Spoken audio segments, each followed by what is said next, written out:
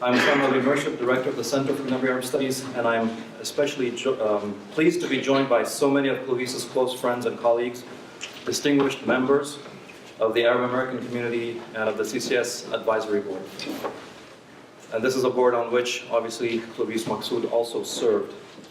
And I'm especially grateful to our chair, Laurie Fitch, for traveling from very far away to be with us this evening. Thank you, Laurie. But I want to extend a very special thanks to our board member, Betty Sams, for generously sponsoring the lecture series through the James and Betty Sams Family Trust. Jim and Betty Sams were lifelong friends of Clovis and were also instrumental in endowing our Clovis and Hala Maksoud chair in Arab Studies. Ambassador Maksoud himself played an important role in inaugurating our center in the late 1970s, and he remained a steadfast supporter of our educational activities throughout his life. And much more than this, the CCAS was really a second family to Dr. Maksoud, and all of us cherished his remarkable intellectual energy, his profound humanity, his quick wit, and we have to say it, his wicked sense of humor. Clovis was beloved by all who came into contact with him, and we were deeply saddened to lose him last May. And in the current context, we especially miss his political acumen and his public intellectual interventions in English and in Arabic. And I cannot think of a more fitting tribute to Clovis's lifetime engagement than this lecture series on Arab human development. The topic was of critical significance for Ambassador Maksoud, who, as many of you know, was one of the main architects of the UNDP report on Arab development. And throughout his career, Clovis championed Arab education and development as the best guarantees for progressive political order in the region, and a region free from foreign domination and sectarian factionalism.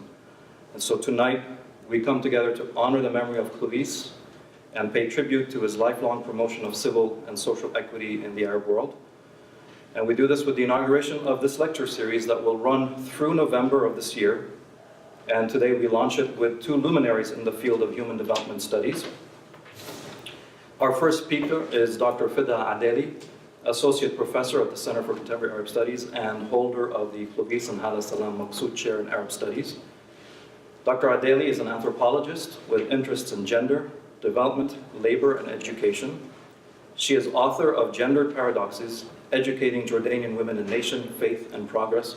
She's also the author of numerous articles, and most recently she published an article on love stories, being single, and getting married in Jordan. This is in the Arab Studies Journal. Her talk is entitled Educational Quality / Inequality in the Arab World. And I must also mention that Fida conceived and planned the lecture series, and I thank her for putting together such an excellent program and roster of speakers. So we all bear our thanks for that as well.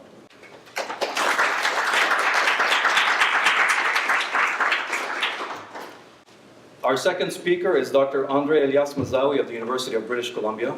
Andre is professor in the Department of Educational Studies and affiliate professor at the Euro-Mediterranean Center for Educational Research at the University of Malta. That's pretty far from Vancouver. I don't know. Andre is also a great friend of the center. He's already participated in two CCAS conferences on Arab education, one here in Washington and the other on our Doha campus, and we're simply delighted to have you back with us, Andre. Andre's research interests include higher education and construction of the knowledge society, educational policies and imagined communities, education and uprisings in the Arab region, and political economies and cultural politics of innovations. Dr. Mazawi has authored a number of publications, most recently the book chapter entitled School Textbooks and Entanglements in the Colonial Present in Israel and Palestine. This appeared in Pedagogy, Politics, and Philosophy of Peace. His talk tonight is entitled Disintegrated Political Orders, Adversity, and the Lives and Work of Teachers in the Arab Region. And I would like to also thank our staff, the wonderful staff of the CCAS, who we wouldn't be here who made all of this possible. So thank you very much for all your efforts. And now I would like to ask you to please join me in welcoming our two distinguished speakers.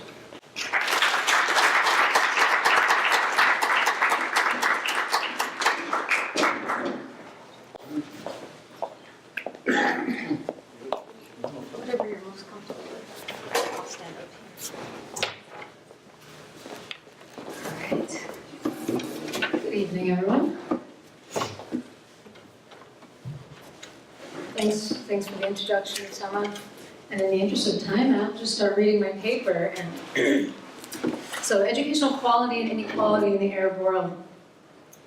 Reports about education in the Arab world, produced by multilateral institutions such as the World Bank and the UN, are generally in agreement that the Arab world has made remarkable strides in extending public education to its citizens in a relatively short period of time.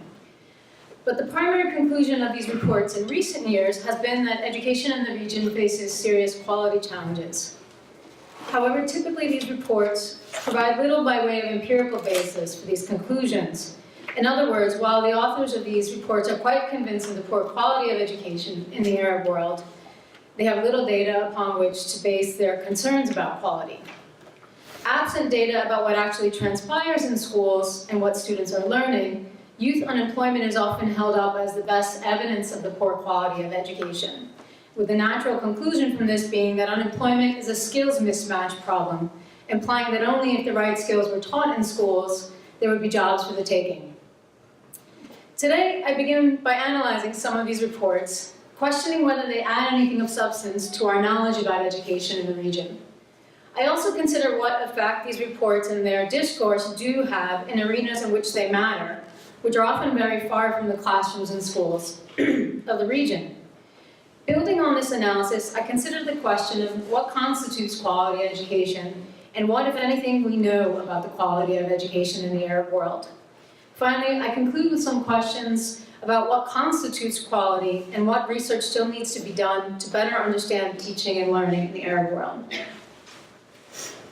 While many of the reports that I've read about education in the Middle East and North Africa, or more narrowly the Arab world, sort of depending on the agency, they define the parameters of the region that they're interested in differently. For the bank, it's Middle East, North Africa. The Brookings report I'm going to talk about, it's Arab world. And as I said, they make bold claims about the quality of education in the region, and these claims typically rest on weak empirical foundations. I should say from the outset that I don't commence with this critique with the goal of arguing that all is well with education in the Arab world, but to show that there's very little substantive research about teaching and learning in the region, and as such, we know very little about quality or even what constitutes quality education. Let me begin with an example of what passes for indices of quality of education in the absence of data and research. An instructive example is the 2008 World Bank flagship report entitled "The Road Not Traveled: Education Reform in the Middle East and North Africa." The authors begin the report by acknowledging the educational achievements of the region. They state, quote, "Since the early 60s, the MENA region has registered tremendous gains in terms of more equitable access to formal education.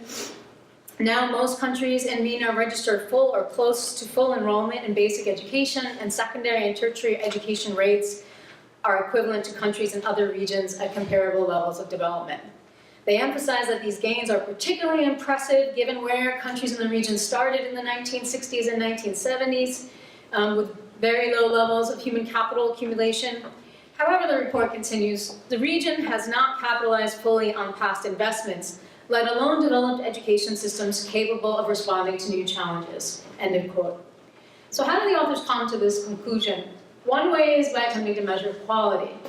The authors admit that measuring quality is elusive and can only be approximated, and they approximate it by using three indicators. One, literacy rates. Two, the fields of study in higher education. And three, scores on international assessments. And I'll discuss each of these in turn. Literacy rates are in many respects a poor proxy for quality, since the prevalence of adult illiteracy among older adults typically reflects the late start many countries had in providing mass-based education. Drawing on the data that the bank presents, we see in fact that adult illiteracy has been more than halved between 1980 and 2003. But this is primarily a function of providing schooling. If we look at the young adult illiteracy rates, they're actually quite low for the region. So not a very good measure of quality, per se. The second measure used to approximate quality is fields of study in higher education, and specifically, the percentage of students studying science and engineering. So the authors explain this choice, quote, "The proportion of enrollment in university in science and engineering versus the humanities and social sciences can be viewed as an index of quality of human capital at the level of higher education. The underlying assumption here is that scientists and engineers are likely to contribute more to economic growth than social scientists and students of humanity because of their increasing importance for technological innovation and adaptation necessary in the development process. For me, this is the most problematic of the measures. Just to clarify, the report is using the number of students enrolled in science and engineering at the university level as an indicator of educational quality. They're not assessing the quality of the education in science and engineering in universities. They're not discussing how students get into these fields or what quality of education is necessary to get into these fields. But they've just decided that this is a quality measure. Their own rationale, as I quoted above, is that scientists and engineers are likely to contribute more to economic growth. While this may be true, and it may be true that some forms of innovation can be casually associated with the prevalence of degrees in science and engineering, as the authors contend, I contend that this tells us nothing about educational quality. Furthermore, the percentage of students studying in these fields is in many cases outnumbers countries like our own, the United States. So when we start thinking about this more broadly, particularly for women, and there are many more women studying science and engineering in the Arab world than they are in the United States. Finally, what is perhaps the closest to an actual quality measure, the report incorporates performance on the performance of 9 Middle Eastern countries on the trends in math and science tests, better known as TIMSS. We often hear about it. Every few years, the US participates in it. There's an op-ed in the New York Times about how poorly we're doing vis-a-vis Singapore, and that's about the extent that we hear about it. But TIMSS has really come to dominate the literature on the Arab world, and I'll be saying more about that. So using TIMSS data, TIMSS is an international comparative assessment designed by the International Association for the Evaluation of Educational Achievement, which is headquartered in Amsterdam and now managed through Boston College School of Ed. They also produce 2 other tests, which have also become kind of part of the scholarship on quality. PISA, which is a literacy test, and PEARLS, which is both literacy and numeracy, and PEARLS being the newer test. They're frequently used to talk about educational quality in the region. I'll return to the question of TIMSS and other similar tests as a measure of educational quality, as these tests, as I just said, right, are frequently relied upon. However, suffice it is to say here, these tests are not without their critics. To continue with the World Bank report, based on these pseudo-quality measures, the authors conclude an important gap exists between what education systems currently produce and what the region needs to achieve in its development objectives. They go on to explain that this is because of the school systems in the region tend to focus too much on engineering education, so not the education of engineers, but the engineering of education. The engineering of education. So what does the engineering of education mean? According to the report, it is, quote, the equivalent to viewing the provision of education like a production function of any firm. Thus, simplistically, it takes a classroom, a teacher, a textbook, and the like to educate a student. The quantity, quality, and mix of these inputs determine educational outcomes. When outcomes are not satisfactory, the engineering perspective suggests increasing the quantity of inputs, improving their quality, or changing the mix by means of more resources and better management. End of quote. The authors enumerate what this looks like in terms of specific reforms. So engineering might be requesting resources to build schools, or maintain existing schools, train teachers, pay wages. It also entails devoting significant time and effort to improving curriculum, planning the expansion of an educational system, or developing new methods of testing and examination. So according to the report, there's been too much improving the quality of inputs like teachers or curriculum, and it's time to move on to the stuff of more advanced educational systems, namely incentives and public accountability. While the authors of the report talk about engineering incentives and public accountability as parallel processes, in a number of places in the report, they imply that it's time to move beyond this focus on quality inputs. Given the great diversity of educational and economic contexts in the region, and some of the serious challenges we still face in the region just in terms of providing access in rural areas, for example, we've hardly moved beyond the need for quality inputs. And in fact, they're still fundamental to providing education, formal education, and for improving its quality throughout the region. Furthermore, some of the incentives policies that the report advocates for have been subject to great debate around the world and right here in the United States as well. Specifically, the report advocates for, quote, linking rewards of schools and teachers to student achievement, arguing that performance of schools and teachers would change for the better if they expect their resources and income to dwindle and their career development prospects to diminish if students do badly. The report also advocates for choice, more choice for parents by providing more private sector opportunities.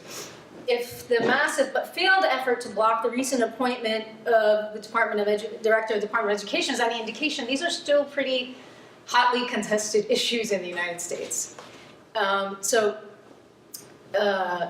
It's interesting that these are the policies that are being promoted, policies that we as a country are still debating quite fiercely.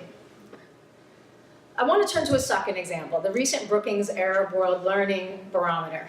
While this report adds no new knowledge in the sense of kind of gathering new data to the public discourse about the quality of education in the region, it does do something new.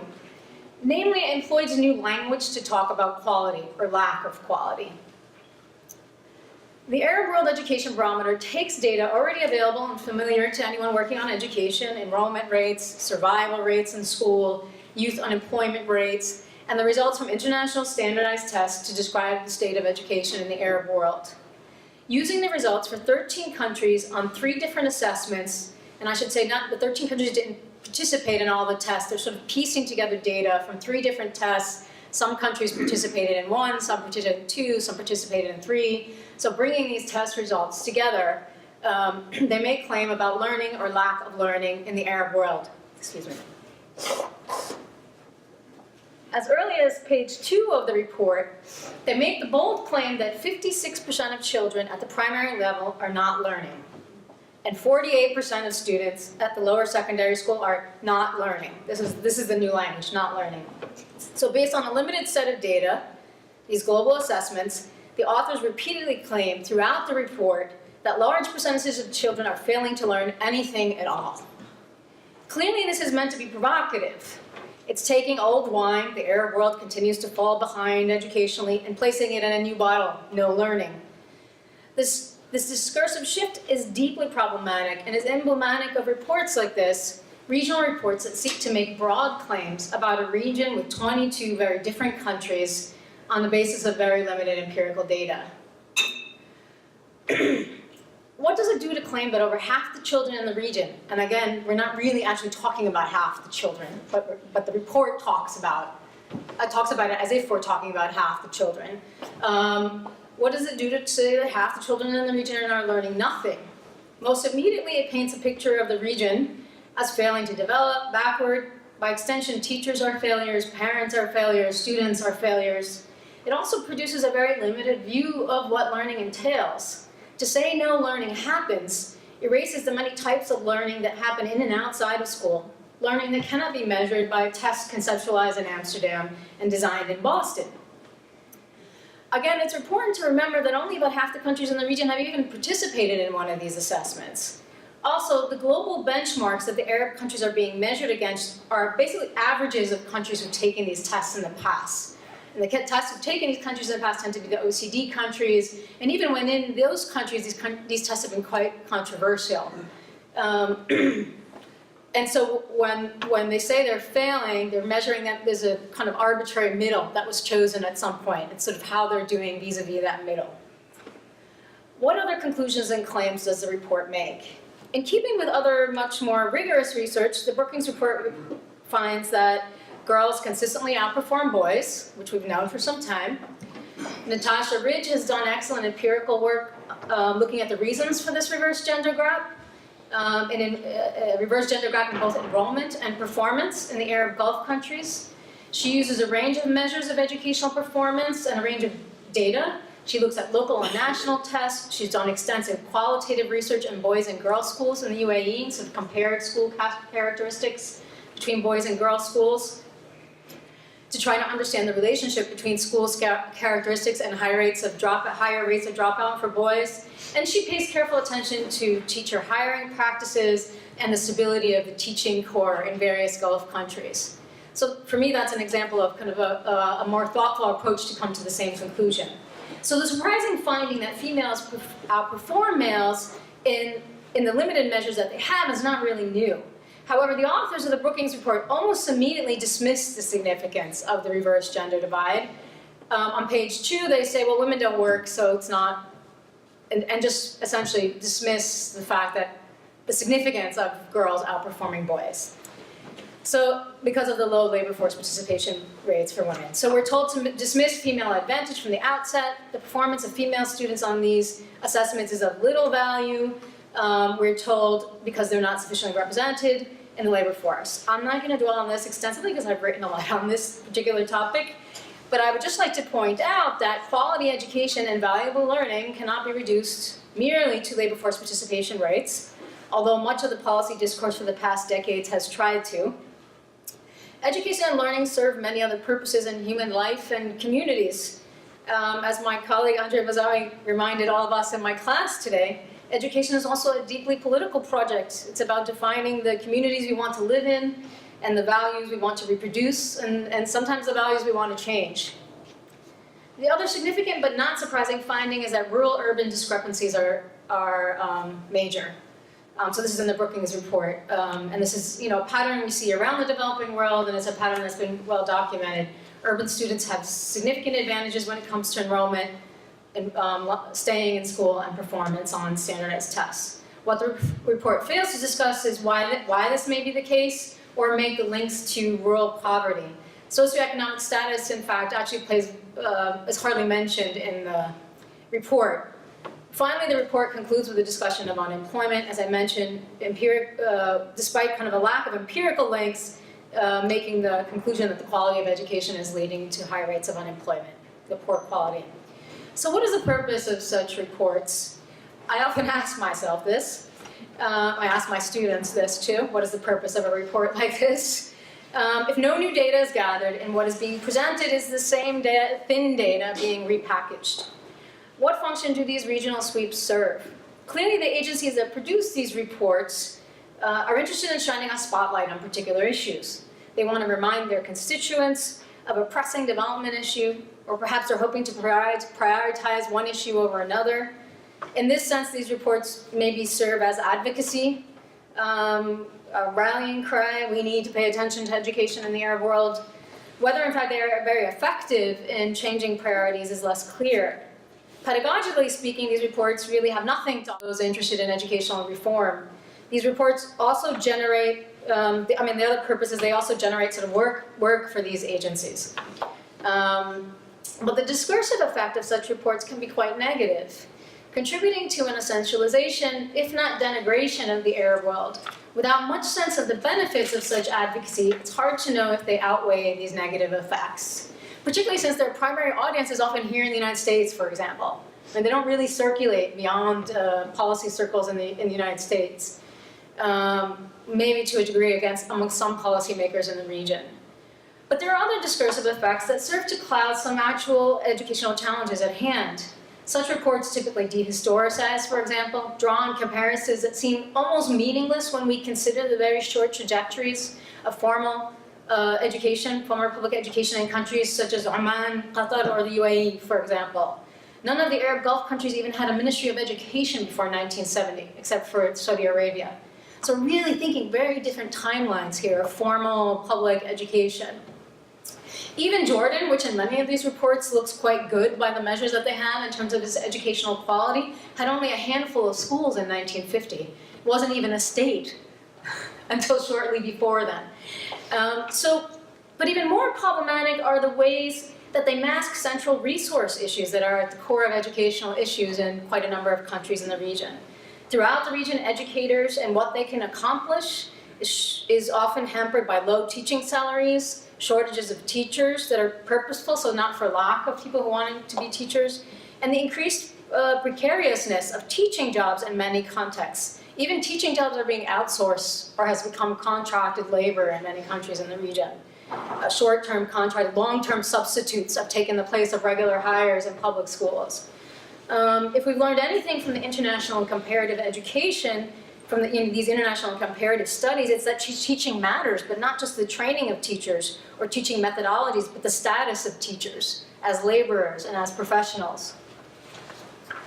Citing UNESCO data on teachers and projected teacher shortages around the world, the Brookings Barometer cites a growing shortage as a concern.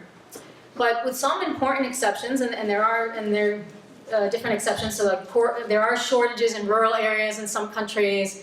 In some of the Gulf countries, there are severe shortages of nationals willing to teach, particularly in boys' schools.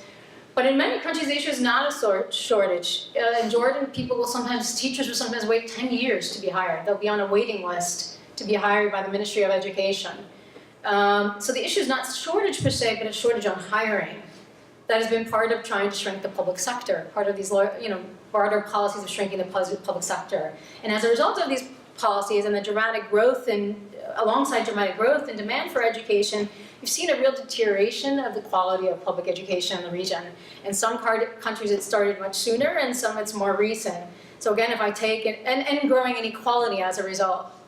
So if I take the example of a country I know well, Jordan, you have a severe problem of overcrowding in schools, and this was before the Syrian refugee crisis. Severe overcrowding, 60+ students in a first grade classroom.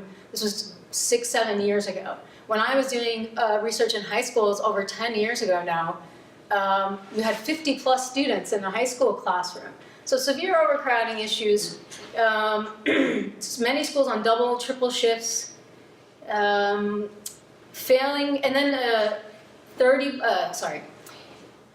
because of the deteriorating quality of public education, anyone who's middle class or aspires to be middle class has basically written off public education. And this is really new. I mean, I've seen this happen in just the last 10 or 20 years. You talk to any young couple in Amman today, and public school is already written off as not an option, even for families who really can't afford the private option. Data shows that over 30% of children in Amman, in the capital city of Jordan, are in private school now. This is dramatic. I mean, this is a dramatic increase in a relatively short term of time. And the private sector also is not necessarily all quality. Sometimes parents are going to private school in the hopes of a smaller class and a little bit extra English language instruction. But there are huge issues with the new privates, the mushrooming in new private schools. Foremost among those issues, real exploitation of female teachers. Teachers are paid about half what public school teachers are paid in some of these new private schools that aren't as wealthy. So these are not the elite private schools. They're on these they're fired at the end of the year, so they don't have to be paid in the summer and then rehired in September. So there's been organizing around this and an attempt by the government to better regulate this, but there's some real issues even with the move to the private sector, which is seen as sort of the alternative to the deteriorating public sector. In terms of these the high school completion exams are another sort of indicator of how quickly quality of education has deteriorated. More than half of the students are not even passing the high school completion exam. In the humanities track last year, 18% of the students who took the exam passed it. In the science, it was higher, but just about half who took the exam passed it. So a real crisis of quality, even by their own measures, right? Even by the measures of the educational system. And then this real intense growth of private tutoring, which we've seen in many countries in the region before, but again in Jordan, because I've been kind of thinking and looking at education for a long time there, I've seen it grow from kind of an occasional to the default system now. High schools, particularly in the last year of high school, students don't even go to school anymore. They go to these private centers. So there's a way in which this privatization is happening in different ways too. The deterioration of public education system is much further along in a place like Egypt, for example, where private tutoring and the need for private tutoring to pass through different phases of education has long been the norm, and where public school overcrowding and public university overcrowding is on a much bigger scale than anything I've just talked about in Jordan. And in Egypt, you've had some interesting research by social scientists there that also just talk about how impossible it is for children from lower socioeconomic status to move up, to even get into an academic track at the secondary level, let alone get into the free public university. In fact, one of our speakers later in this series, Ragi Asad, has done a lot of work on this. So these reports, I'm listing all this to say these are all the kinds of the substance of what's going on, and this is still at a macro level, a country level. It isn't necessarily picked up in these reports. These reports also tend to elide the costs of war, weaponry, and militarization. So this is another sort of effect of these kind of reports. It's not just about those directly impacted by conflict, which is often mentioned in these reports, the crisis of refugees not being in school. But rather the opportunity costs of billions being spent on weapons by regimes in the region. And we see the effects of these investments in war and militarization. Again, beyond the sort of bombing of schools and killing of school children that we might read about in Syria or in Yemen, which is horrible, there's these longer-term effects of the investment in weapons and militarization. For example, while the Brookings report mentions declining enrollments in the Palestinian-occupied territories, they don't talk about why. In 2010, secondary enrollments decreased in the occupied territories, sorry, not in 2010, in 2014, between 2010 and 2006 and 2014, it decreased by 8%. Secondary school enrollment decreased by 8%. So between 2006 and 2014, secondary school enrollments decreased by 8%. And similarly, male tertiary, so post-secondary rates decreased by 5% in that same period. These are pretty dramatic decreases, and while I get a mention, there's no discussion. So while kind of the destruction of educational infrastructure, we read about this, you know, when schools are targeted by Israel bombing Gaza. I mean, it's the most recent kind of, right? So we hear about this many schools were destroyed, this many schools were damaged. We hear less about these kind of the longer-term impacts of an occupation that's now been 50 years, is now 50 years old, or a blockade that's 10 years old. But when we look at even just these very macro statistics on enrollments, we see some dramatic setbacks happening. In Iraq, similarly, lots of kind of basic evidence of decreasing enrollments, destruction of schools. UNESCO reports about 40% of children aged 12 to 17 are not in school. 48% of schools operate on single shifts, on double shifts. 10% of buildings are totally unsafe. 40% are partially damaged. And there's also great inequality in terms of access to education in Iraq, sort of reflecting how young people have been differently impacted by sanctions, the US invasion, and the conflict that's been kind of unleashed by the overthrow of the regime there. So again, while the reports don't ignore the reality of conflict, conflict is treated as somewhat unconnected from the questions of politics, military spending, and the great economic boom to weapons manufacturing that these ongoing conflicts produces. So what do we know about education in the Arab world beyond enrollments and graduation rates? We know that socioeconomic status is the biggest predictor of educational success, as it is just about everywhere in the world. Indeed, socioeconomic status or family background also explains almost all of the within-country variability on these international assessments. But beyond these basic structural realities that shape the opportunities of children in DC as much as they do in Riyadh, Amman, or Casablanca, what do we know?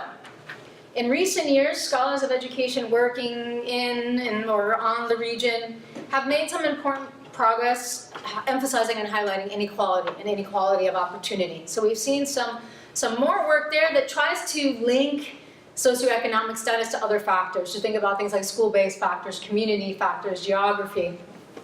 But some of the most interesting research is based on multiple methods and investigations that actually take researchers into schools, observing, talking with teachers and students. It's this research that gives us more insight into what school-based factors matter, for example, particularly for students who are especially disadvantaged. It's this kind of research that shows us how differences in school climate in boys' schools versus girls' schools can explain the growing gap between males and females that we see in many countries in the region. It also explains how the local labor market and the ready availability of low-skilled jobs can explain high male dropout rates in some countries, while in other communities it may be the pull of the military or public security jobs, while in other countries it's the guaranteed employment. It also, I mean, this kind of research on here, I'm thinking of a really interesting report that was done on Palestinian students, some in public schools, like Palestinian Authority schools, and some in UNRWA schools, as well as in Jordanian public schools and UNRWA schools. And what that study was able to show us, combining sort of quantitative and qualitative methods, is how community solidarity can make up for adversity sometimes. And doing this kind of work in schools can show us how sometimes the most innovative teaching happens in the most unpredictable spaces in school. And here I'm thinking of my own work high school where I did ethnography, and the religion teacher in the school that I spent a year in was actually the most innovative pedagogically. She was doing the group work, she was doing the problem solving, and that was not what anyone would expect, but she was the most thoughtful teacher, she was the teacher thinking about pedagogy, but it took talking with her and observing 20 or 30 of her classes to understand that. But all of this still begs the question of what quality and what is quality and what is learning, and I'm trying to wrap up now. Robin Alexander, a sociologist of education, has argued that what is measurable has come to denote quality education. For Alexander and others, quality education is about process. Quality education should be about process, and process is fundamentally about pedagogy. Pedagogy is the practice of teaching, but rather than placing pedagogy at the center of our inquiries about quality education, Alexander argues pedagogy has been made to fit the available measures rather than the other way around. These measures have now become global in the form of these international assessments such as TIMSS and PISA, which he argues have been embraced because they stay firmly within the bounds of what can be quantified and measured. He goes on to say that what happens within the bounds of statistical computation comes to define the very nature of teaching itself. This is clearly evinced in the overwhelming reliance on these international assessments to say something or anything about quality of education in the Arab world. So given the lack of data, there's such an over-reliance on these few countries that have participated in these tests to say something. Yet these tests can be quite problematic on a number of fronts. Researchers have questioned the translatability of these exams, particularly in the area of literacy. The challenge of sort of creating a literacy exam that can work anywhere in any context across the globe. We know that literacy is extremely context dependent on variables such as language, culture, socioeconomic status, ethnicity, religion, school, and even the school that one learns to read and write in. Others take issue with the use of these global averages as benchmarks, with the assumption that educational systems around the world and children around the world should converge around a particular set of competencies at a certain age, right? Because they're being tested at the same age everywhere. So the assumption is all children at a certain age should learn a certain set of skills. And this, of course, implies that they should be learning an identical curriculum in the same way at the same time in their educational career. Others see these tests as even much more problematic, reducing learning to a set of math, science, and literacy skills that have been deemed universally important or valuable, and they would argue devaluing other forms of learning. As one scholar put it, the idea that a corpus of knowledge it is the idea that a corpus of knowledge has now been identified that serves the entire globe equally and satisfactorily. In his now classic Pedagogy of the Oppressed, Paulo Freire critiqued what he called banking education, the view of education that saw students as empty vessels who needed knowledge to be deposited into their brains. Freire and those inspired by his work have long argued that the traditional classroom stifles education, prevents transformative learning. Others have argued with equal force that schools were never meant to be transformative, that they are largely institutions of social reproduction. However, in reading some of the discourse surrounding education in the Arab world, one might believe that schools in the Arab world have a monopoly on traditional education, that the image of a type of rote learning seemingly only prevalent in the Arab world is regularly cited as the source of the region's educational failures. But the Arab world has no monopoly on traditional education, if we even agree with that is, nor the reproduction of social inequality. Again, I come back to the US as a comparison. Here in the US, since the passage of No Child Left Behind inspired testing, educators have pushed back against the endless hours of test preparation that increasingly came to take the place of instruction. While the poorest performing schools face the most pressure to just even make incremental improvements on these tests and to constantly prep for these tests, even wealthy counties like the county my own children go to school in, Montgomery County, they were constantly tested, 3 or 4 times a year, tested in math and these little handheld computer devices. And so much of instruction was focused around tests, preparing for the test. And when my oldest started elementary school in New York City and I asked why they weren't learning science or social studies, I was told by her teacher, they don't test that. So while ideas inspired by Freire such as problem-based learning or student-centered learning, have now become accepted as a given, or as good pedagogy. It's what this means locally and what it might mean in very different resourced and constructed classrooms remains an empirical question and an experiential question, one that educators locally need to figure out. We're still trying to figure it out here in the United States, and it's still quite a contentious issue. In reality, though, very little attention is paid to pedagogical processes in the region, to the learning processes in formal and informal institutions. Again, the silences are not limited to the region. A recent review on evidence and equity in education lamented that there was an utter neglect of anything to do with teachers in the work on evidence and quality, with the work of teaching and learning, let alone the learning goals that students and teachers themselves might have. There's a great need for this kind of research in the Arab world today. I would also add just one other point. Given the critical challenges we face today in the region in supporting the learning and the intellectual and emotional lives of millions of children and youth affected by war, there's also a desperate need to broaden our framework and our vision of what learning is and what equality is. Otherwise, we sort of doom these young children to assume that they're failures, right? Because they haven't had access to this system of formal education that we're saying is the be-all, end-all. And on that note, I'll end there and turn it over to my colleague, Dr. Mazawi. Thank you.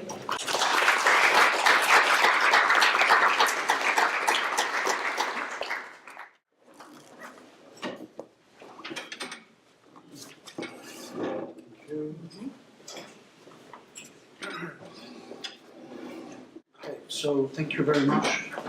Pleasure. I think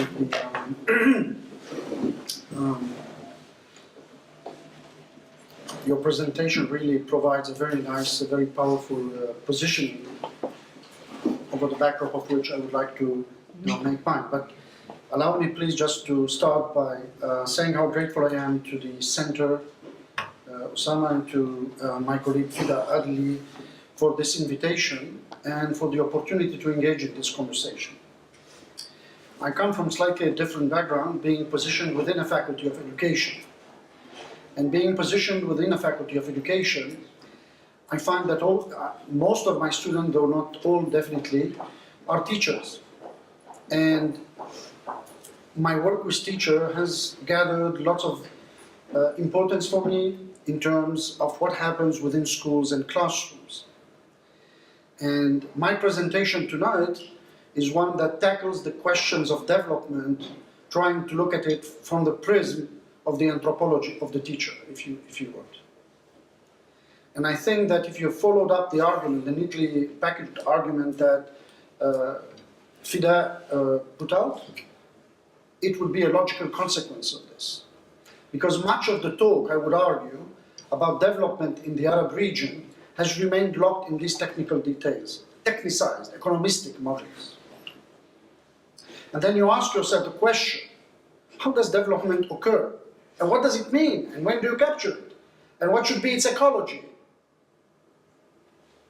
And you stand there, and it's very difficult to even define a parameter, an index, or to capture indices. What I would like to suggest tonight is not really a coherent thesis, but rather some insights that may lead us a little bit to reflect on how can we tackle the kind of critique that Fida has launched against this report in terms of our own research agendas. And that's important for me to state at the outset, that my talk is mainly for researchers, for ourselves. For the students that I met today, I was very honored to meet them in Fida's class, and who have a lot to say probably. And this kind of dedication of the talk to emerging researchers, I think carries with it hope that perhaps more than ever before, we can start rethinking development from different perspectives than the ones that have been reviewed so skillfully in this detail. So I would like to say, I'm not going to read all of it, I'm going to jump through, but anyway, what I will try to do tonight, I would like to push back on these approaches on these reports that have been nicely analyzed. And I would like to focus my discussion on the challenges that face researchers in considering educators' role across the Arab region. And I think that if you think about educators' role in the Arab region, you cannot dismiss from the equation the fact that most educators, either constantly over a long period of time, think about the Sudan, for example, or at some point in time, for quite a significant amount of time, have been operating, living and working in context of civil or militarized conflicts. What is the implication of that for understanding the role of teachers? It goes much beyond the economic considerations of salary, grades, and so forth. To think about teachers as social actors that navigate the role across and in relation to these political conflicts. And I'm saying that because in context of militarized conflicts, and we don't need to name them, like look anywhere across the region, it will become apparent, the position of teachers, I would argue, is the most vulnerable. Perhaps more than any other professionals, medical staff or engineers, etc. Precisely because of the ideological connotations of what it means to work as a teacher. And we know in many contexts, not just in the Arab region, but also in context as far as Vietnam or different contexts in Africa, teachers' vulnerability was particularly high in context of collapse of state, regime change, etc., where they were seen as the main literati of the society or carriers of certain ideological baggages. What adds to this, what exacerbates this vulnerability of teachers, I would argue, is even more what happens in post-conflict situations. Because now teachers are expected to shift and now try to contribute anew in a completely different ways in terms of resocializing younger generations and working in ways that allow this kind of reconciliation to happen. And so, in that sense, teachers are very vulnerable, perhaps the least likely professional group to transfer their skills from one national context to the other, given certification and the kinds of traditions and institutional traditions in which they work. So I would like to start by putting forward a general and perhaps debatable observation that when it comes to civil and militarized conflicts, educators represent the most vulnerable of professional social actors, perhaps much more than respective professional groups such as doctors, engineers, and administrative personnel who can move more easily and can relocate their skills, relatively speaking.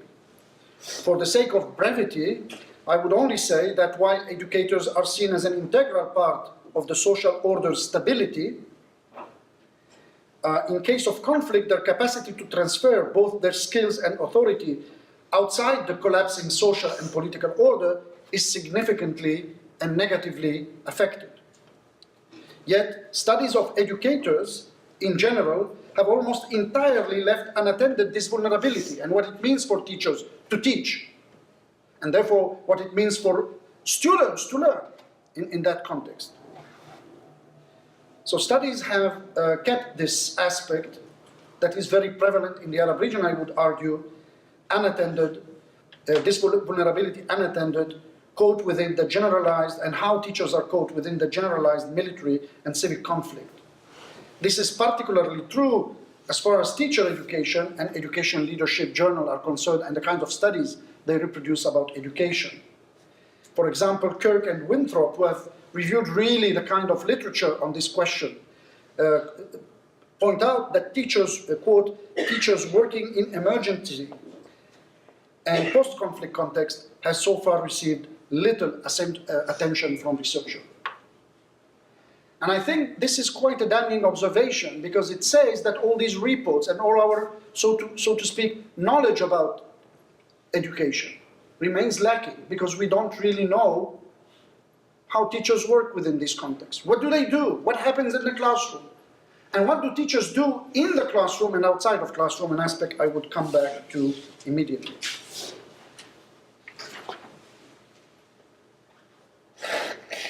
So to sum this first part, I would argue that teachers in the Arab region and similar contexts across the world find themselves caught in a double bind of vulnerability in which, on the one hand, they are expected to contribute in post-conflict situations, but then also the ideological baggages that they bring with them are significantly put them at risk compared to other professional groups. With regard to the Arab region, one may ask, how does this vulnerability of educators play out within school context? How does this double bind of vulnerability in which educators find themselves across the Arab region mediate the assumed relationships between education and development? I believe that this is absolutely an important question. Otherwise, I think we would miss an opportunity to understand the mechanics of that development. Where does it come from? How is it mediated within different contexts of school system? Is it just about securing the number of years of schooling that students or children go through? Or is there other kind of processes, other kind of dynamics that we need to really capture in our studies so that we can better understand how this is shaped by shapes development? So I would argue that at different points in time, over the past decades, conditions of adversity experienced by educators across the Arab region include, among other, the collapse of state or disintegration of central political authority. We've seen that in Iraq, we've seen that in Yemen, we've seen that in many other contexts. This context of vulnerability also includes extended periods of upheaval at different points of time. Think about Jordan in the 1970s, Lebanon, civil war, Algeria, and Sudan, the occupied Palestinian territories, Tunisia more recently, and Iraq, to name but a few. Contemplating the past 40 to 50 years or so, one could argue that there is hardly a contemporary society across the Arab region that has not experienced a radical and often very violent upheaval of its civil and political orders, at least at some point in time. In some cases, and I think here about particularly Sudan and Yemen, militarized upheavals have been the norm rather than the exception, with entire generation of young people actually just knowing the instability as the only stability of daily life.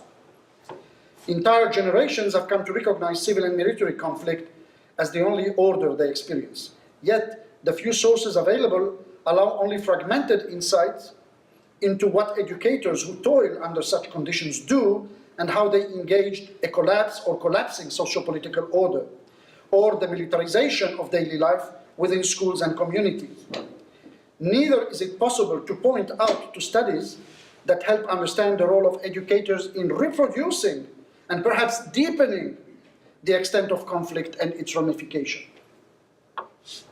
Teachers are not disconnected from the larger socio-political configurations of power that play out. How this is mediated within the schools under different forms, unfortunately, has not been studied systematically. Questions pertaining to educators' work and life necessitate, therefore, the articulation of a new approach that takes as its point of departure not so much the structures, the investment, I would argue, in which students learn and teachers work, but the constructions and understandings and commitments teachers bring to the classroom, to the school. This is quite different. And I would argue there is much to learn about the relationship between education and development precisely by delving on these constructions and understandings and value or political commitments that teachers bring into their work. This layer, I would say, has been absolutely off the radar of studies in education. Now, one could invoke a lot of reasons for it.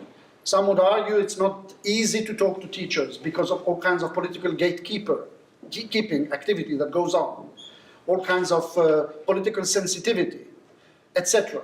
But the matter of the fact remains that we have no clue about how teachers operate in terms of the understandings that they bring to bear. And I would even argue that the kinds of research that Professor Adely has just outlined, that looks more at the structural level, has in a way dismissed or marginalized the importance of research to look into this kind of layer in relation to the education and its relation to development. So I want to move now to a second part, after I've situated as much as I could this problematic, to say what can we say about the current state of research into teaching and teachers' work before I move to suggest some horizons that could be considered. So in some aspects, I might be cutting or connecting to what Professor Adely has said. The prevailing discourses on educators consistently construct them across the Arab region as uniformly resistant to change and to meaningful development. Conservative, rote learning, memory, etc., etc., etc. For instance, in the same report that Fida referred to, The Road Not Traveled, teachers are looked as lacking any capacity to undertake group work, creative thinking, and proactive learning, literally. The report even goes as far as saying, how can we promote these attributes of engaging group work, creative thinking, and proactive learning? Well, the report even goes as far as calling for the establishment of payment scales and economic incentives tied firmly to disciplinary and punitive measures that could be applied to teachers who fail to perform in that direction. While dismissing the wide range of circumstances and contexts in which educators work across the region, whether in remote local communities, refugee camps, and poverty contexts, or in contexts in which the state actually has given up on and doesn't even care about the infrastructure and the educational provision. Could be shown to be the norm rather than the exception in the extant literature. Studies of educators' life and work is further underpinned by 4 main pitfalls that I would like to problematize, and that I think hamper our understanding of the linkages between education and development.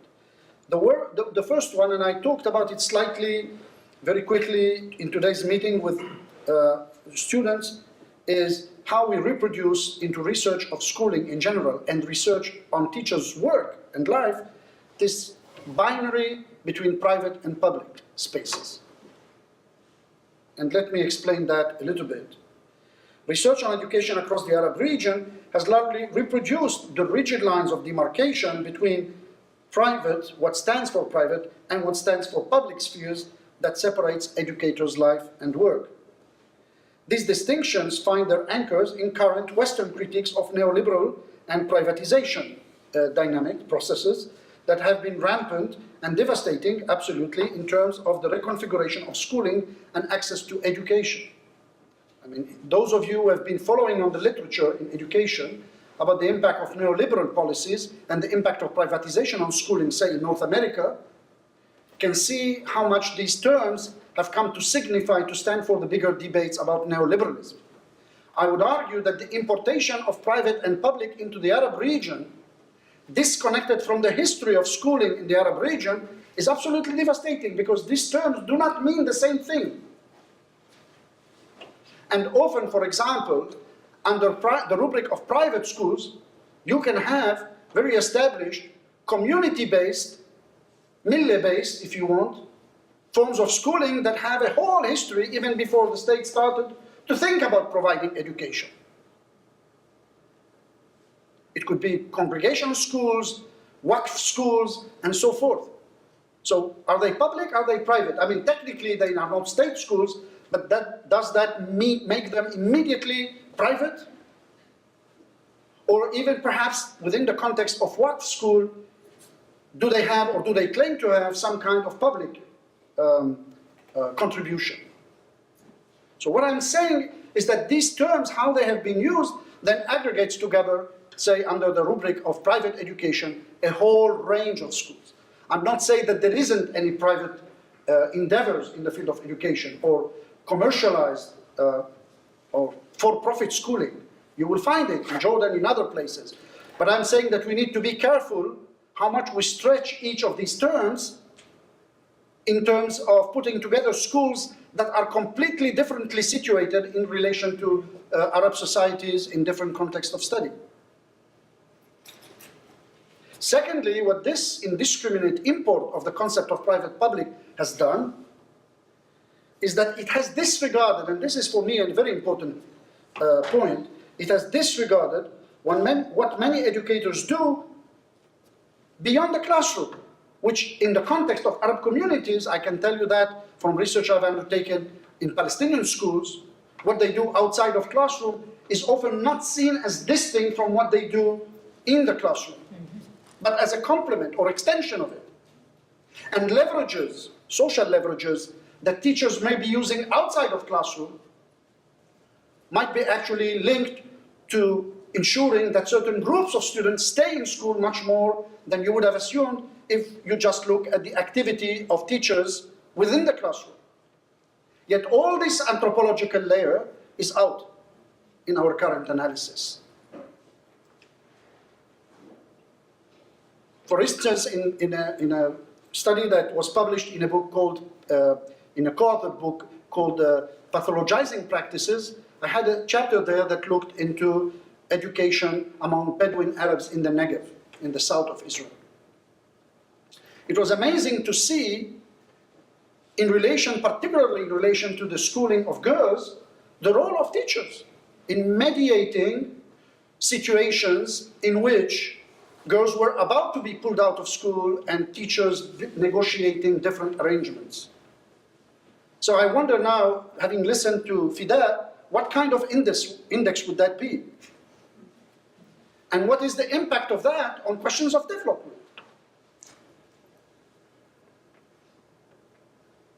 So this private-public thing, what I care is what the student gets on the exam, dismisses in that context an entire range of problematics, I would say anthropological problematics, that are so crucial to understand why certain groups and how certain groups stay more in school than you would have expected. I'm not saying that teachers are the only factor working in that sense, but definitely I would call it a political engagement that is important to understand in relation to teachers' work.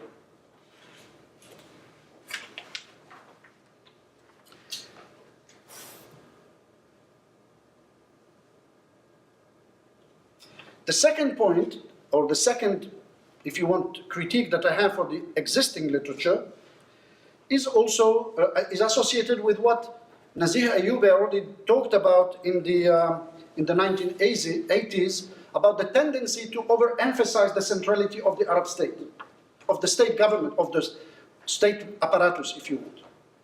And looking as if anything to do with schooling happens top-down because of policies and the way they percolate, they make their ways into schools. In research we have undertaken in different context, and research that was undertaken by others, say in the Iraqi or even Yemeni context, there were cases, documented cases, of teachers continuing to run the school even when the state disappears. They come, they open it in the morning, they try to supply textbooks, get teachers who replace. What do you do of that? The state is not there. Actually, in some cases, when Iraq was under embargo, there were no curricula anymore flowing from the state ministry into schools. And in many cases, there were resources generated locally in order to attend some of the issues that they were facing under this embargo. And so looking at education policy as something that trickles down is something that, for me, represents a conceptual fallacy that does not allow you to capture the possibilities. I'm not saying it happens everywhere, but the possibilities and the potential of thinking about educators in the Arab region in slightly different ways than those reports. I should also share with you a personal actual anecdote which is very pertinent to the point I'm trying to make. after the signing of the Oslo Accord in 1993, 4, something like that, the establishment of the PA, Palestinian Authority, the establishment for the first time of a Palestinian Ministry of Education, I happened to run into a meeting which was discussing about now how to organize teachers as part of a public system, here, a state system. It was very important because under the occupation, there was no possibility to do any research in schools, and what happened in schools was affected by the education. The officials were complaining that teachers are really problematic, a big problem. That they need to be disciplined and taught now how to shift gears into a state system. Whereas what has happened, if you read studies that have been published on this, I have also on this an article from 1994-95 in the British Journal of Sociology of Education. Many of these teachers came together voluntarily during the Intifada, the first Intifada, operated formal or semi-formal classrooms, even gave certificates just to allow people to continue to proceed. And what happened here is that suddenly this became completely irrelevant, and the kinds of motivations and commitments that these teachers have shown under the occupation became problematic and a public danger for a ministry. And now the question becomes, how do we control them? Now, it might be a good justification from the point of view of a ministry, because some would say, you know, it is very important that there is some kind of rigor and uniformity, etc. I don't want to go into it. But what I would like to say for us as a researcher, why do we have to adopt the same logic? Why do we have to think about policy as the alpha and omega of education? And what about us in introducing new approach to understanding this problematic by capturing the complexities and the multifaceted dynamics that actually underpin teachers and the stories that they tell about themselves as teachers in this context? That is something, this is why I said at the start that my presentation is mostly dedicated to people who will be doing research on teachers, to be careful of these pitfalls because they fuel this kind of discourse. That's 3 pages less. Anyway, yeah. The third one, and I think Fida referred to that, is the dismissal of the political role of teachers. And let me explain one thing. I had a whole section on caveats at the start. I haven't said it, but I need to say what I mean by political. I do not mean in this country, for example, to be registered as a Republican or a Democrat. I don't mean that. I mean it on the more immediate level of doing things or thinking things that have to bear on how we want to be together as a community, as a collectivity. As I tried already to insinuate in my previous part, teachers do play a very important political role in mediating the functioning of schools. So educators have played, and in some contexts, say, as I said, in Jordan, Palestine, continue to play a significant role. They have played a significant role in processes of decolonization, but educators' commitment is part of larger processes of urbanization and class formation, which underpin the broader struggle of Arab society. This said, this political role has been completely dismissed. And the distinctions, the capacity of educators to engage social and political circumstances within their communities have become challenged and limited, curtailed under extensively intrusive policies. The fourth and last point I would like to raise in relation to the extant literature on teachers and teaching is that would pertain to the lack of theoretical engagement with questions of space, social and geographic space, in understanding the forces that shape teachers' work and life.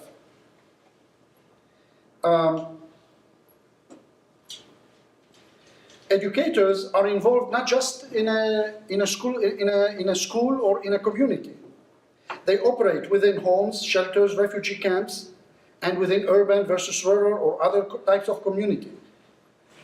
It is, teachers' work is also embedded in new institutional and social forms that have emerged, different kinds of new schools, adult courses, and so forth. These processes or these settings remain the least studied and understood, despite their critical importance for the way through which educators negotiate meanings regarding their lives and work outside the framework of state support. The result is that educators work across the Arab region in ways that are deeply impacted by local context and social politics, an aspect that has been left outside of a systematic analysis.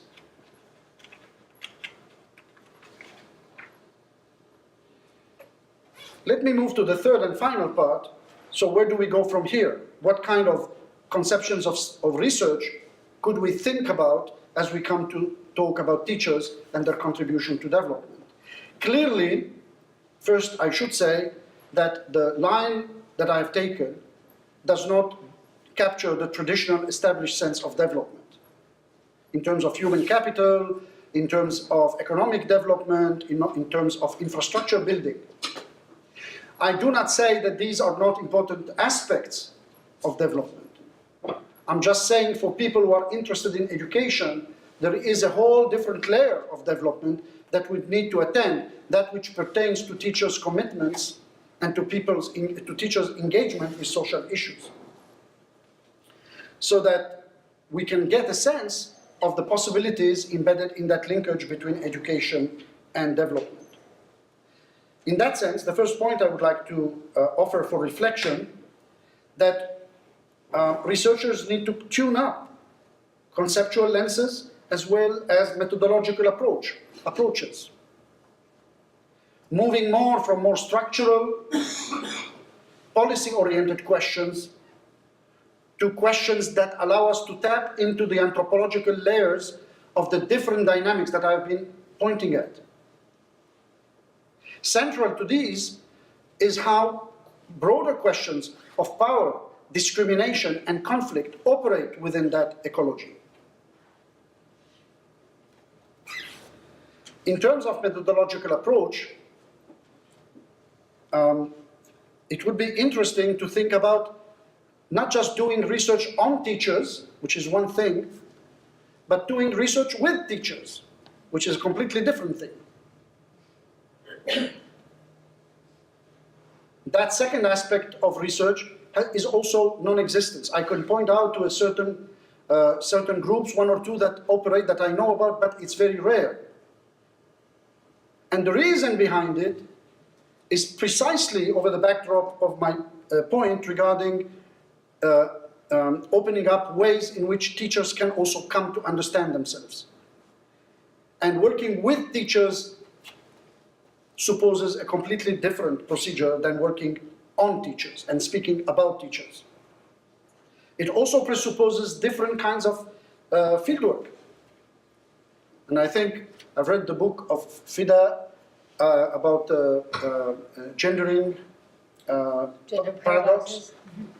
One of the characteristics of it is a completely different way of going about it, of being present in a school and being part of a community, in observing processes rather than being obsessed with measurements, and understanding the meanings that people, teachers, community members, parents, women bring to the policymakers, inspectors bring to the situation.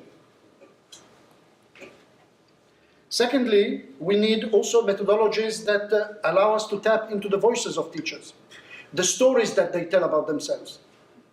Not that these stories contain a truth, but it will help us understand how they come to view themselves in the way they do, and it will help us understand also the kind of role they play in terms of mediating conflict, social conflict, racism, sectorial attitudes, and so forth.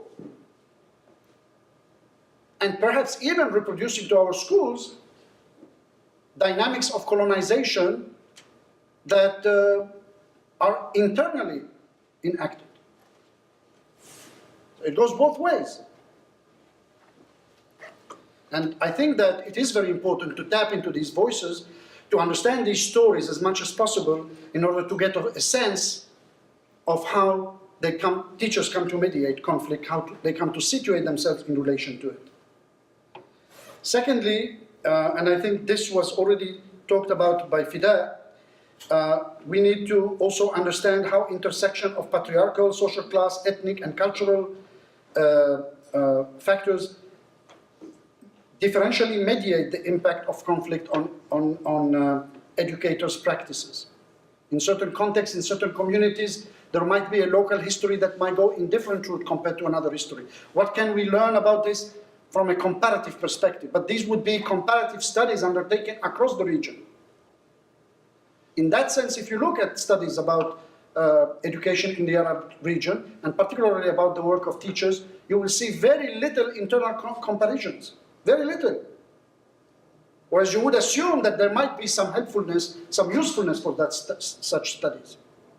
You are more likely to find a comparison between schools or schooling in a given context and some other context in Eastern Europe or in Africa, but much less among different Arab societies.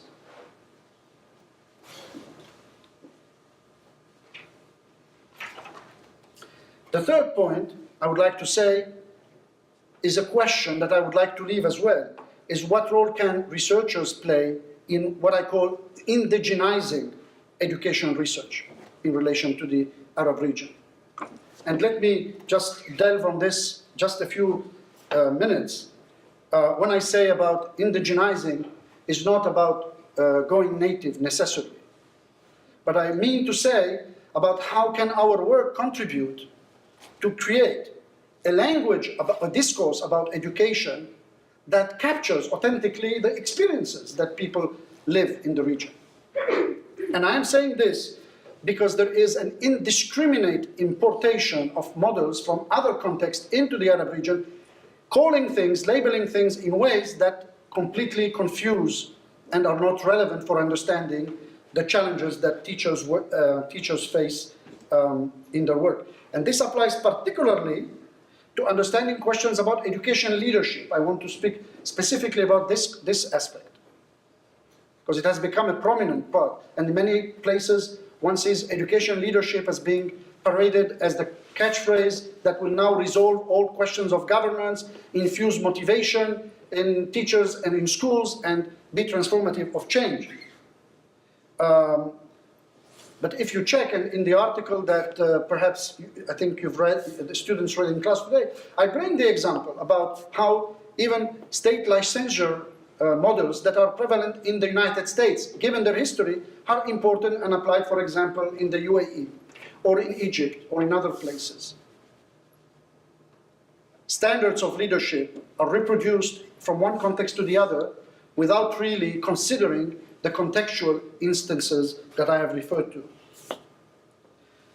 So this approach of indigenizing would require, if one draws on Goodson, that educators' voices and the stories they give rise to should not only be narrated, but located, to hear these stories in their context, within their context of practice, in ways which ultimately enable educators to rewrite domination, to understand it, to face it, to engage it in productive ways. Locating stories of teachers means that researchers must strive to articulate an epistemology of seeing, using concepts, through which the ethnographic and historical richness of community, of regional circumstances and dynamics and history are made visible in their contribution to a grounded understanding of educators' lives and work. New fieldwork means engaging new forms of data, which have been largely excluded to date.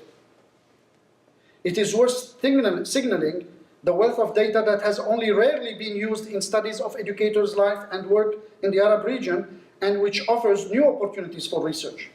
These include autobiographies, biographies, novels that narrate educational experiences, personal diaries of activists, politicians, and community leaders, as well as archives, and particularly archives of photographs and other records kept in archival collections that have seldom been used.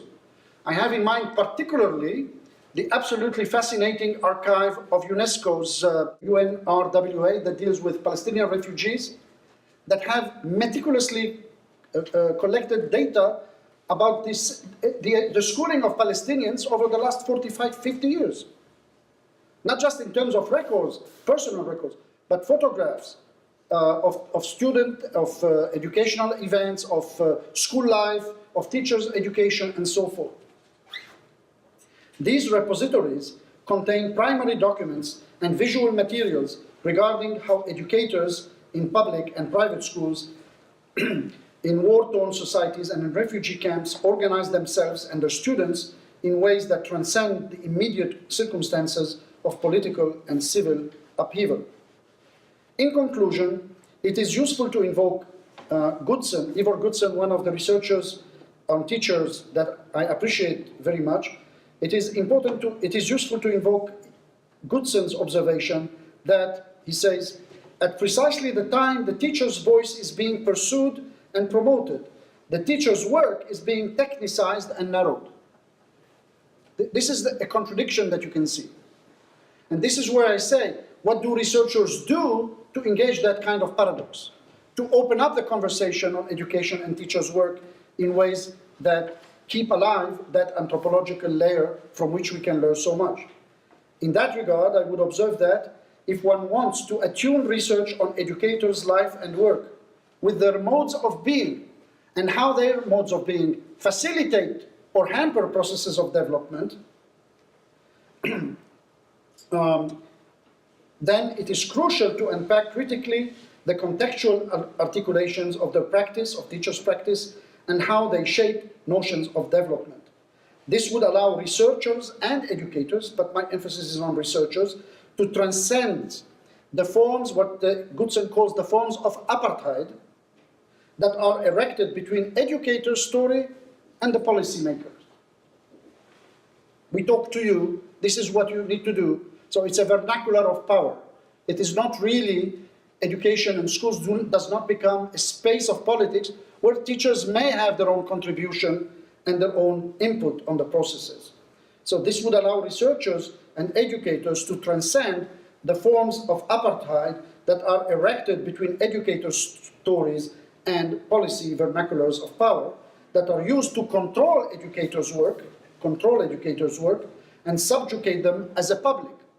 And that's an important conclusion, because if, to judge by the literature that has been reviewed by Fida, and the line of argument I've been making, I'm saying, as a public, educators are being subjugated as a public. They are being deprofessionalized and basically rendered a kind of technician that needs to act in certain ways. My question to us is, what do we do about it? Do we play the game and then shift our understanding of education, or do we need to reposition ourselves in relation to that dynamic and think about our research, not just as creating new knowledge, but opening space for that public to have new opportunities to think about itself and act in ways that are emancipatory. So in that sense, the emancipation of educators across the Arab region represents, as far as I can say, a crucial building block in opening up new opportunities to engage with generative and alternative forms and understandings of development. Thank you.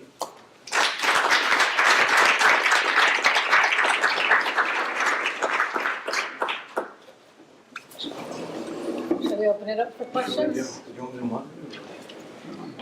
Yeah, if you'd like to.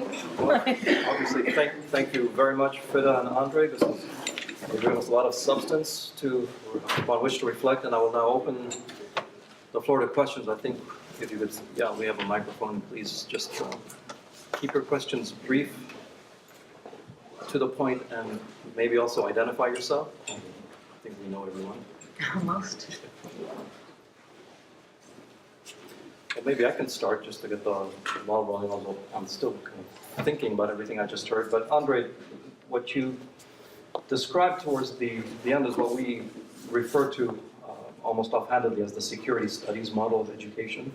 And I am wondering just how much agency do Arab societies have in effecting change, reform within their own societies, given the balance of power, given the origins of the social sciences, given also global dependence and neoliberalism, and all these structural factors that kind of impact what is happening and what you're calling this inability to indigenize knowledge production. Yeah, thank you. I think that the aspect that I'm concerned about very much is that when you think about education today, whether in the Gulf or in countries as Jordan or Egypt, the discourse is a discourse that does not emanate from local dynamics of education. I understand, and I did mention briefly, the impact, among others, of gatekeeping practices, whether these are security considerations and other, that make it difficult to activate that kind of thinking. But then, I'm just referring to Fida's book about Jordan and the kind of observations she makes. It is not about raising a red flag and going to a school and declaring revolution. I think that what I'm trying to say, that there are two aspects of a researcher's work that we need to really consider. The one is the methodological stance that we adopt to collect data. And we might do it by asking a certain question, by conducting certain interviews, and so forth. But there is another aspect that we seldom think about. What does it mean for us as researchers just to be in this context? To raise certain questions in the most subtle way. What does it leave behind for people to think about? It is that layer that is subtle. I'm not saying it's hermetically proof to all kinds of considerations that you alluded to, but it is a reminder for researchers to think what does it mean for them to access a certain field. Not just in terms of collecting the data and getting out, but also perhaps in their way of being, in their mode of being as researchers, in the kind of questions they leave behind, open up reflection possibilities for people. And I think Fida's book, and this is just one example, I could cite one or two more, but Fida's example shows, when you mentioned the teacher of Islamic studies, was it? Mm-hmm. There are things that are happening in the ecology of the school that researchers can find ways to put into evidence in order to break the hegemonic perception of as if all teachers are failing, all teachers are conservative, they cannot do group work, they cannot do creative thinking, and so forth and so forth. So it requires us shifting gears in terms of our own conception of what it means to be a researcher and to be more mindful of what does it mean for us to enter a research field.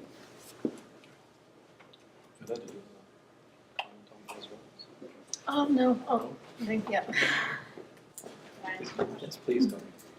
Thank you both very much. Rochelle Davis, professor here at CCAS. I have two questions, and I think the first is for Fida and the second is for Andre, but you can kind of both answer them both if you feel the urge. Fida, I wanted to ask you, when you were talking about both the World Bank report and the Brookings report and the kind of absence of data, and they were using this TIMS and these other kind of testing as the sort of basis for their evaluation. What kind of data is being produced by the ministries of education and what are they, W and Adely, right? Mm-hmm. In these countries themselves?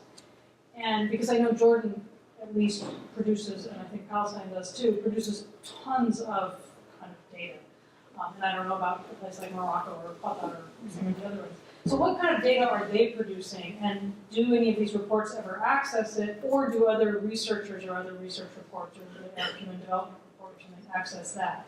Mm-hmm. I know a lot of it is done in Arabic, and I think that probably limits how much some of these, how much of some of it is accessed by these outside institutions.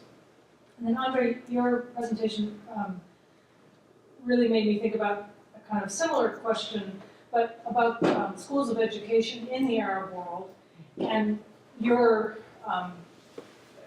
very persuasive discussion of how we position ourselves as researchers doing these sorts of things. How much are schools of education in some of these countries doing this research as well, or are they mostly just involved in the process of creating teachers? And how, I mean, are there avenues there that could be explored or expanded or collaborative or Thank you. In terms of the data being generated in these countries, I mean, all the enrollment data is coming, that these international agencies report is coming from states, right? And some of that data is more reliable than other data. And then, you know, different states, I mean, they have these exams that they use to assess their own students. There are two things about data that I can say. One is, I mean, interestingly, the TIMS, the trends in math and science, if we accept that it's measuring anything of value to these school systems, there's actually a huge amount of data that comes with these tests. But as far as I can tell, it's not really being used. So not being used beyond kind of these averages of how kids are doing in the country. Because technically, and this is the way in which the International Education Assessment Association sees these tests, and a country like Jordan gets aid to take this test. These tests are very expensive, right? So they're part of an aid package to even participate in this test. And it's part of the kind of an aid goal of producing data where there is no data. So one could know, you know, that this many students didn't get this question, as I was saying to our class today, right? The area of a triangle. You know, most fourth graders don't know how to do it. I mean, you could get down to the specific skill and understand that students in your fourth grade are not learning to do X, Y, and Z. But I have seen no evidence that anyone's actually using it in that way. I mean, the only evidence, and I haven't actually tried to find that. I mean, I haven't seen studies or reports, but I would imagine that in ministries of education, they might be using this to think about curriculum.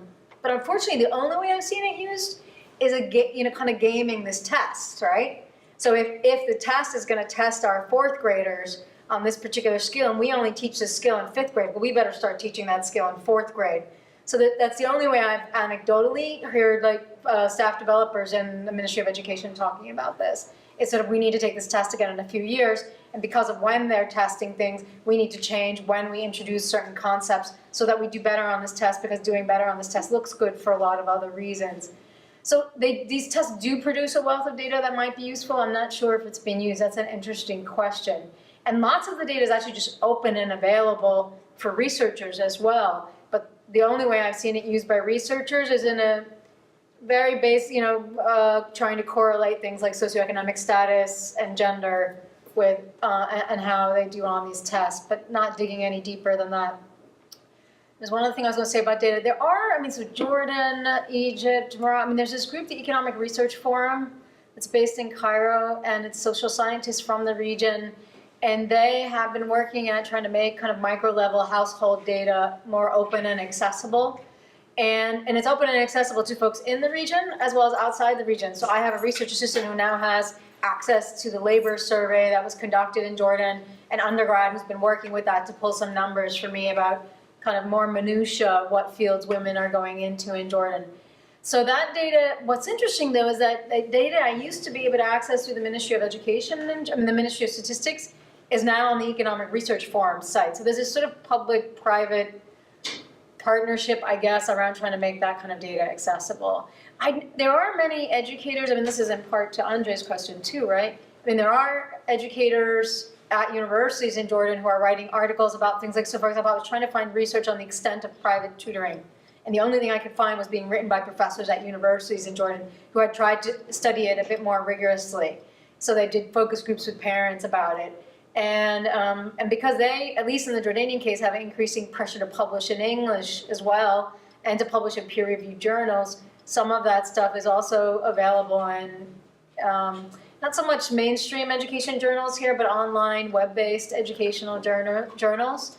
And then dissertations and theses sometimes have interesting data. Oh, the last thing I was going to say about the household data. So that kind of data gives us a look at things like life trajectories, educational trajectories, who's likely to go through the school system, what jobs do they end up in. An undergrad here did a wonderful thesis on children who go to the Al Azhar high schools in Egypt, and what the likelihood was of getting into university and what fields they were likely to go into. And he did that all through this household data that's now widely accessible through the Economic Research Forum. Yeah, thank you.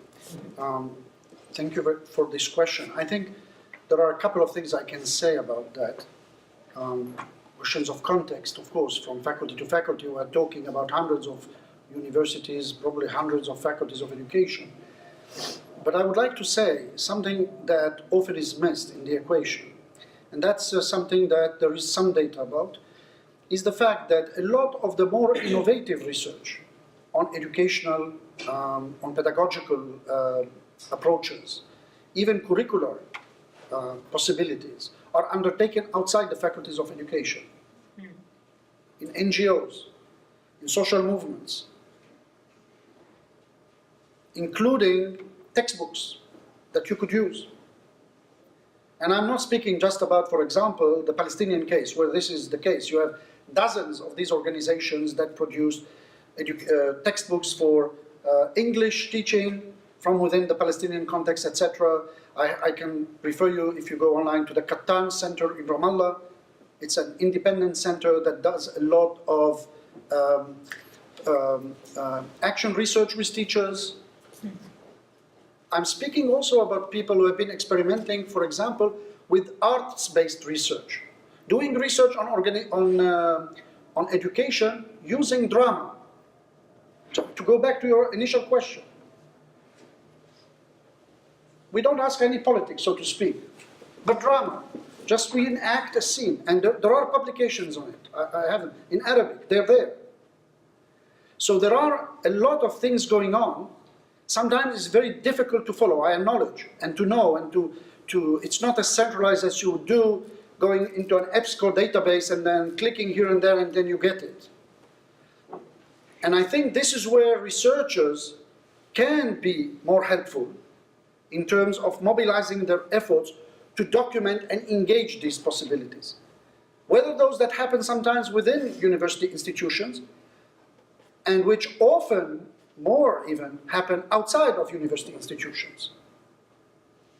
And you will be amazed by the kind of range of curricula that are produced, for example, in that sense, regarding almost all aspects of education.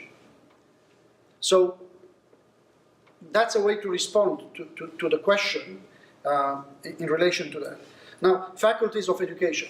Different faculties of education have different contexts, historical context regarding their creation. It is difficult to say something across the line from them. But what I say as well is that often, again, as researcher, this is the kind of point of view I was trying to articulate. We are often, on this continent, we often are the educators of these researchers, who often arrive to us, and then once they graduate, they go back to their universities. What I have noticed, for example, often here and in the UK, for expediency's sake, because these people come with, some of them come with stipendships and fellowships, well, choose a policy question, interview 3-4 officials, or do a couple of computations. It's a policy-oriented thesis, and just finish with it. What I'm saying is, we need to think about what our role is in problematizing our own, I would say, education of future researchers in these faculties. There is something to be done there too. And actually, if you go to the database of dissertations, the EBSCO database of dissertations, one of the interesting topics of research would be to see the shifts in thematic and theoretical and methodological shifts that have been happening by students who come from the Arab region, study in American and Canadian universities over the last years, and the kinds of shifts that have occurred in their exposure to all kinds of critical theories. And so there are lots of things taking place, as I said, and it's often outside of faculties of education, but we need to understand how we can tap into these dynamics to really amplify the possibilities of alternative horizons. Because I think one of the things that Fida was talking about when she reviewed these reports, and there are hundreds of them that have been published over the years, is that there is a vicious circle that comes in. That these policy reports become the dominant literature is used by students, and then you reproduce it. The question is how you disrupt that, how you open up possibilities for infusing some kind of more subtle, less subtle, critical methodologies, critical concepts that would allow you to for once, raise questions that might carry with it some hope for change. Mr. Salman?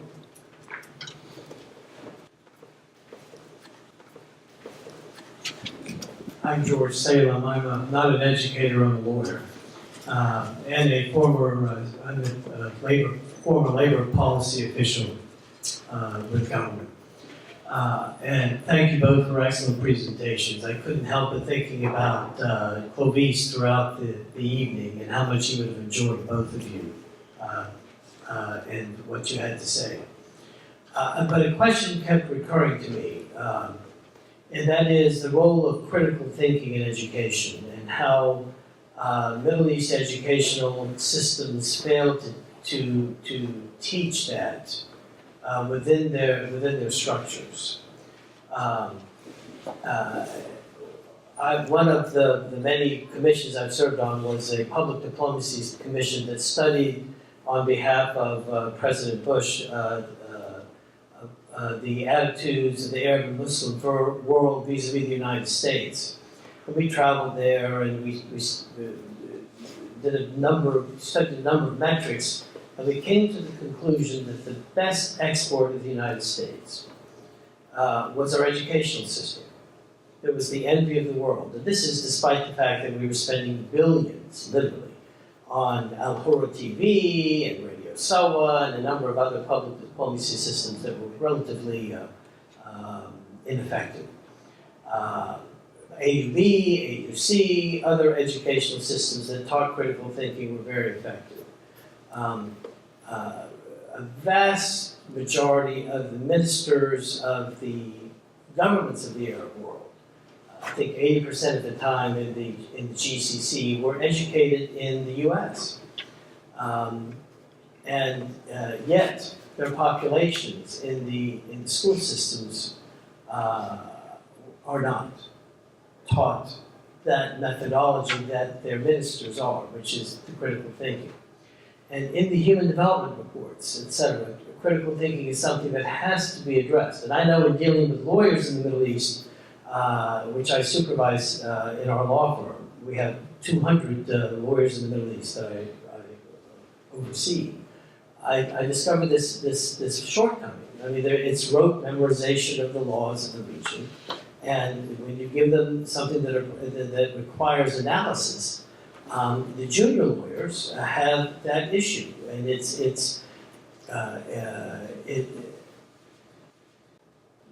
and I'm wondering when you think we can address what I think is a very critical issue for development in the region, because as someone that confronted in the 80s, in the Reagan administration, when we lost the Rust Belt, we lost all the jobs in the Rust Belt, and we had to train these workers for the jobs in the future. And we discovered that most of them were functionally illiterate. They couldn't read past the 4th grade level.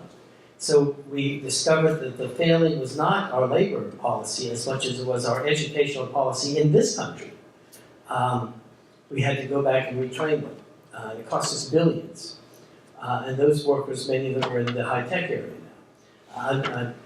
This is supposed to be a question, so I'll stop here. So, I look forward to your answer. Thank you.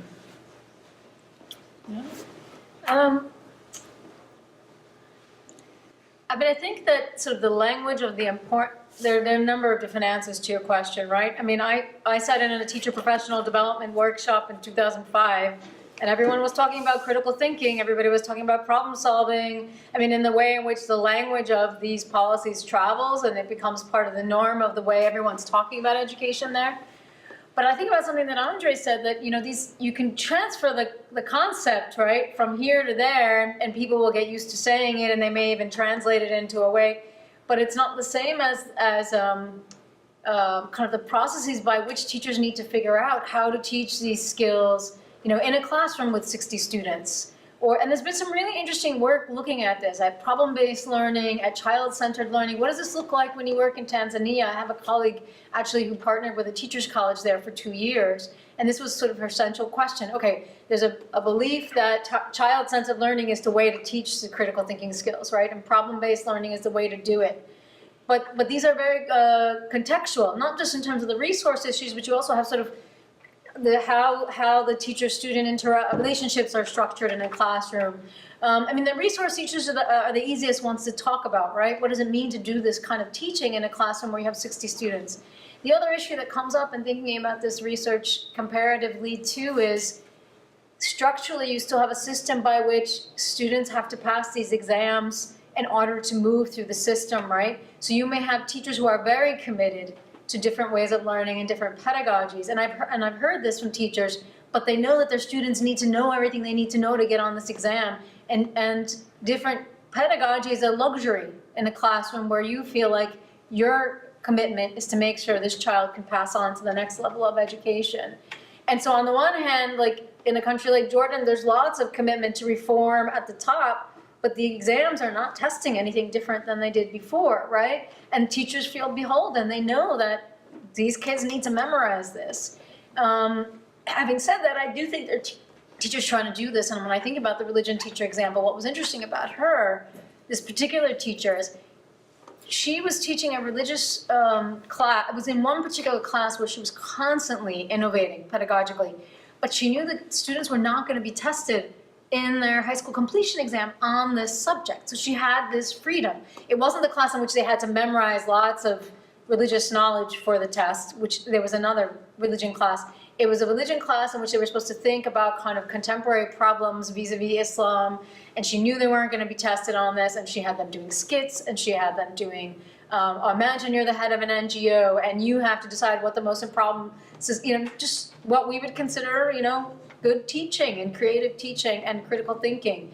But she could only do that because she knew that they weren't being tested on this material. I mean, that's just an anecdote to think about.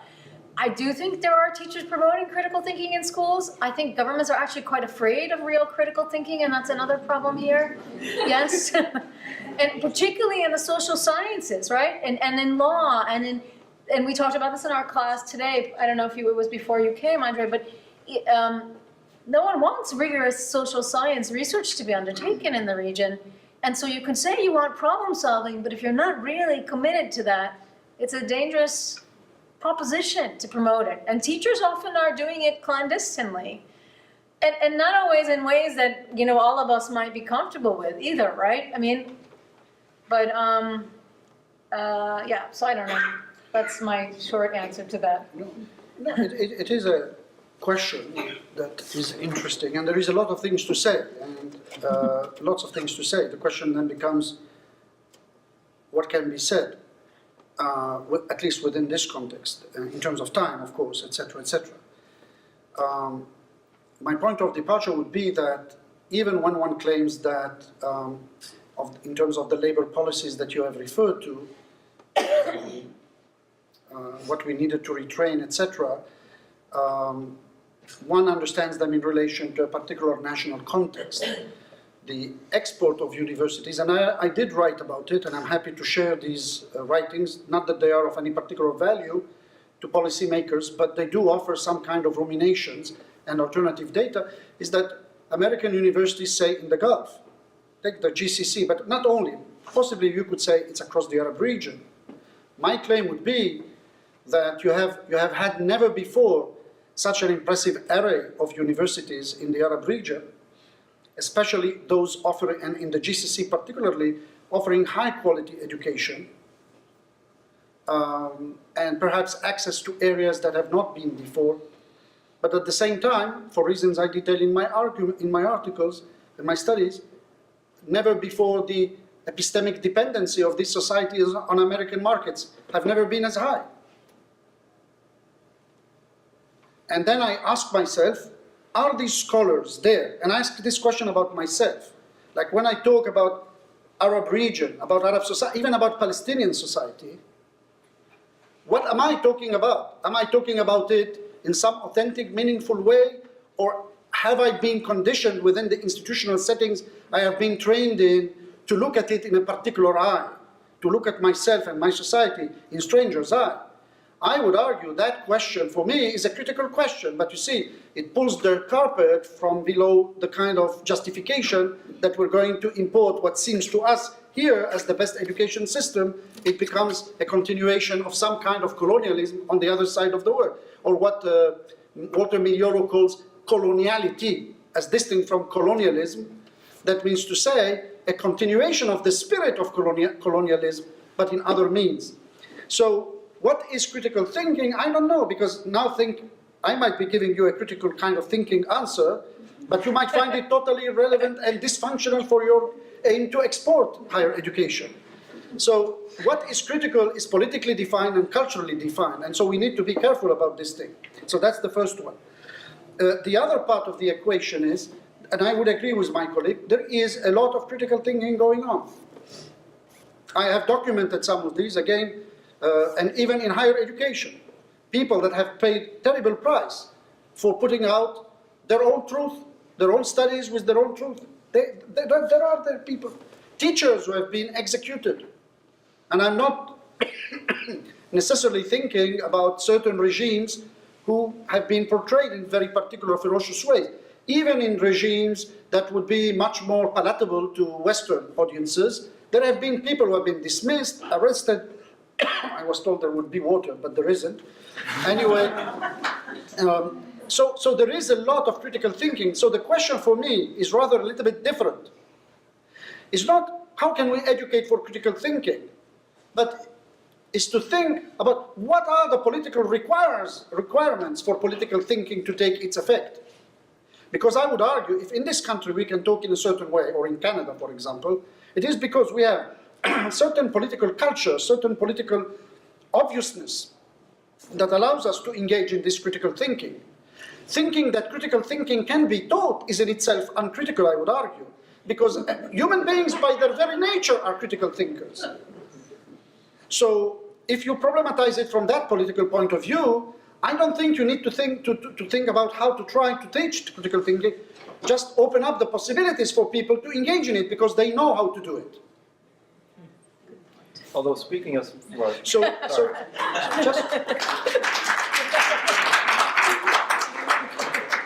just to say, in a way, that your question stepped directly into the kind of slightly incoherent thesis I was trying to make. Yeah, which is to the role of researchers in problematizing aspects of political culture in the Arab region in terms of how it negatively impacts teachers' capacities to engage the challenges of the day in such a way that you really might then open up opportunities for teachers to engage these issues. So I would slightly see the things differently. Then the final point about the lawyers that the 200 lawyers that you, okay, I don't know much about law. I know a famous American scholar who has researched law in the Middle East. Not important now, about constitutional law. He wrote about, can you, remember? Nathan Brown? Brown, yes, Nathan Brown, exactly. And he wrote about this. Yeah, but you know, take the example of your latest accomplishment in this country. Just Which one are you referring to? there was a constitutional achievement. Oh, constitutional achievement. Yes, yeah. but in the fact that a certain transition took place, a certain transition of power took place, despite kind of, I would say, wide-ranging opposition and contestation, etc. I didn't think, and you will see how this is connected, like, did Morsi stand a chance of having the transition in the first place? And though in Egypt there is a very well-established constitutional tradition, but it didn't hold. The power of institutions to allow what happened here did not hold. And so what I'm saying is, even in terms of supervising these lawyers, it's fine to give them all the information and knowledge you need. The ultimate bottom line question is, what do I do about the political constraints that would shape ultimately what can be spoken and what cannot be spoken in a particular context? When we resolve that problem, then we would be on parity level to speak about, okay, what do we do about critical thinkers? Then we might discover we don't need really to put a penny in it because people will start talking. So this is my take, and I apologize, but I just wanted to say that it's a complicated question. Portia, we'll be at dinner together. Thank you. Oh, you'll be there. Okay. Pluralism is an important concept does not exist as much in the region. And it's one of our saying. Pluralism? Pluralism. In what sense? Here there is pluralism. But what kind of? A sharing of power and a separation of powers.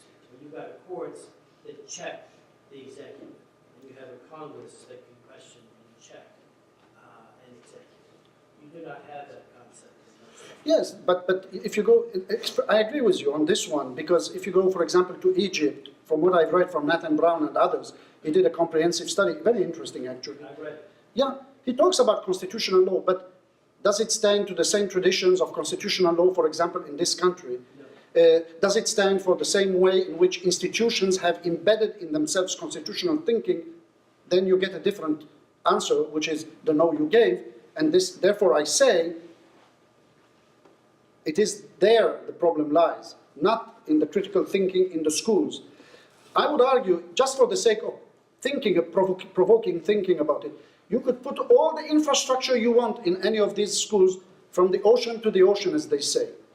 As long as the political culture doesn't open itself for the natural and logical implications of these infrastructure, nothing will change. I would agree. And I'm very tempted to say, let's get Andre some water and keep him going, but I think we're going to have to stop here, and we'll continue the conversation over dinner. But please join me again in thanking our wonderful